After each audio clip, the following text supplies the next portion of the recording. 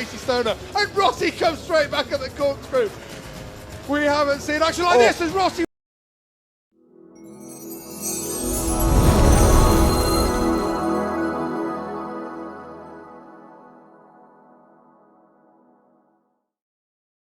Di tengah kesiapan Indonesia menjadi tuan rumah MotoGP 2022 yang akan diselenggarakan di Pertamina Mandalika International Street Circuit, CEO Sepang International Circuit Dato' Razlan Razali justru merasa khawatir dan seolah tidak terima jika nantinya Indonesia mengubah posisi nyaman tuan rumah MotoGP yang selama ini dipegang oleh Malaysia.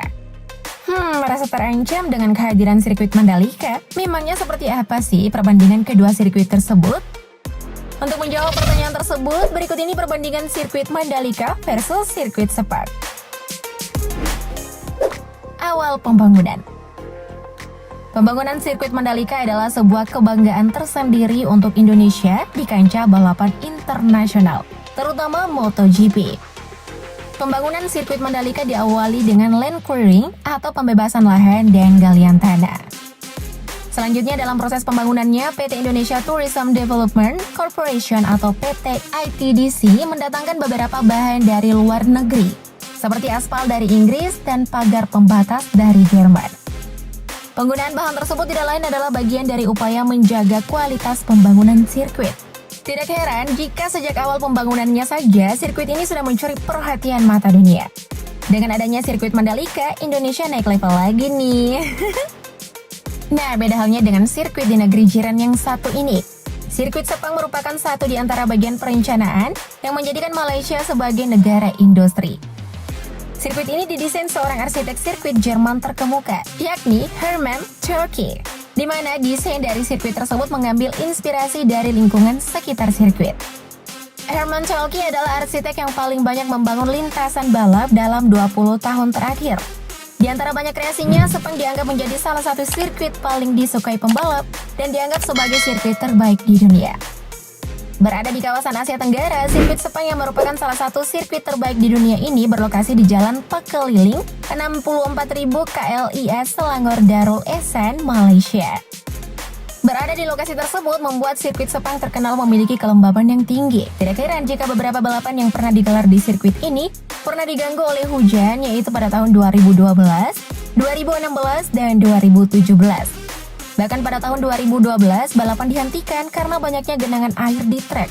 Meski 2/3 balapan belum dituntaskan, saat itu race dinyatakan sudah selesai.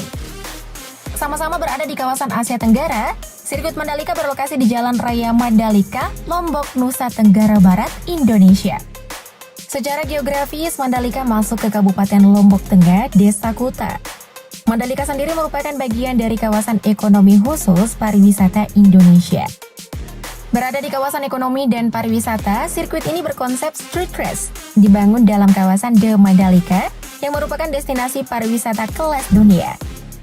Sirkuit ini dibuat terbuka dan menyajikan pemandangan bukit dan pantai. Wah, pasti keren banget ya. Tentunya pemandangan Laut Lombok sudah terkenal di dunia akan keindahannya. Hal itu membuat sirkuit Mandalika akan memanjakan para pembalap dan penonton yang akan hadir di sirkuit yang memiliki luas lintasan lebih dari 30 hektar tersebut. Sebagai sirkuit balap kelas dunia, sirkuit Mandalika memiliki panjang lintasan 4,31 km dan 17 tikungan yang siap ditaklukkan oleh para pembalap dunia. Hal menarik lainnya dari sirkuit ini adalah adanya sejumlah fasilitas pendukung yang terdiri dari race control building, pit stop, area paddock atau garasi untuk tim balap yang mencapai 40 garasi, dan landasan untuk helikopter. Sedangkan Malaysia sendiri membangun sirkuit Sepang di atas lahan seluas 2.300 hektar dengan berbagai fasilitas lengkap di dalamnya. Bahkan di area sirkuit Sepang juga terdapat sebuah pusat medis yang menyediakan tempat untuk melakukan operasi kecil saat terjadi sebuah insiden. Dengan berbagai fasilitasnya, Sepang berhasil meraih standar FIA dan FIM serta berkualifikasi untuk menyelenggarakan F1 sampai tahun 2017. Dan MotoGP pada tahun 1999 sampai seterusnya. Pada area lintasan sirkuit Sepang memiliki 15 tikungan dan 8 lintasan lurus dengan lebar minimal 16 meter. Namun di beberapa bagian lebarnya mencapai 20 meter sehingga menambah kemungkinan adanya overtaking pembalap. Ada 3 jenis layout yang dapat digunakan di Sepang, yakni Grand Prix Circuit 5,543 km, North Circuit 2,706 km, dan South Circuit 2,609 km. Dengan panjang lintasan 5,543 km, Sepang menjadi lintasan terpanjang kedua di musim MotoGP 2018 dan hanya kalah dari Silverstone. Sirkuit dengan lintasan terpanjang kedua di musim MotoGP 2018 ini dapat menampung lebih dari 100.000 penonton, di mana setiap penonton yang hadir di sirkuit Sepang akan menempati tribun sesuai dengan tiketnya. Di sirkuit Sepang sendiri terdiri dari tribun biasa dan tribun khusus. Untuk tribun biasa terdiri dari SAC Racing Team K2 Uncovered, F Grandstand, dan Main Grandstand. Sedangkan untuk tribun khusus terdiri dari tribun VR46 K1 dan tribun Marquez. Kedua tribun tersebut merupakan tribun khusus untuk kedua pembalap dunia tersebut. Dengan adanya tribun khusus VR46 K1 dan Marquez, tentunya hal ini menjadi daya tarik tersendiri bagi penggemar kedua pembalap tersebut. Sedangkan sirkuit yang memiliki panjang lintasan 4,31 km ini dapat menampung sekitar 195.700 penonton.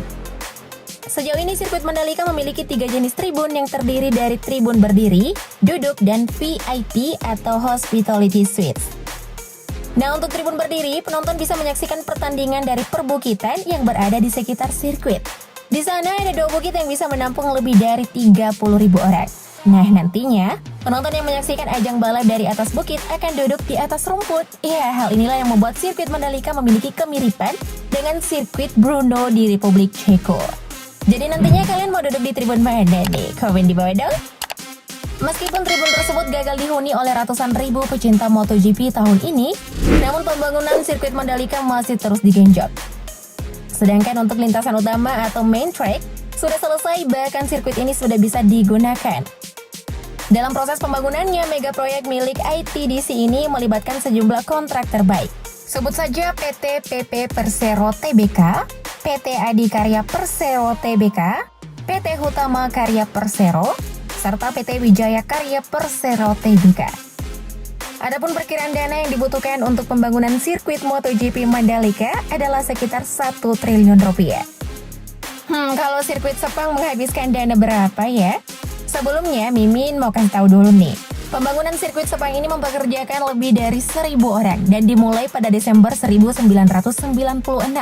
Serta seluruh konstruksinya selesai 14 bulan kemudian. Nah, untuk pembangunan sirkuitnya sendiri sudah selesai pada November 1998. Adapun biaya yang digunakan untuk pembangunan sirkuit Sepang adalah 12 juta US dollar atau sekitar 169 miliar rupiah.